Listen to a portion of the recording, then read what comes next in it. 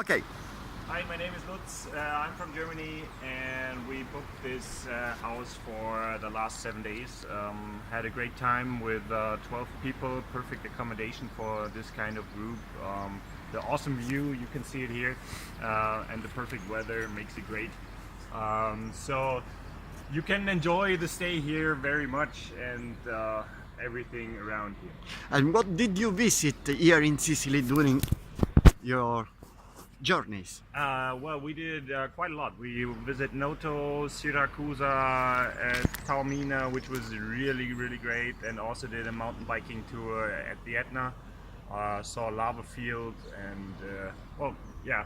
And I think it's only a small part of what you can do here. So Take something about the food, your favorite Sicilian. my favorite Sicilian food. Well, the fish is awesome. I don't even Okay. like fish, but I tasted the fish and it was really great here. I tried the swordfish, which was really nice, and a lot of nice restaurants around. Thank you very much. Have a nice life. Thank you.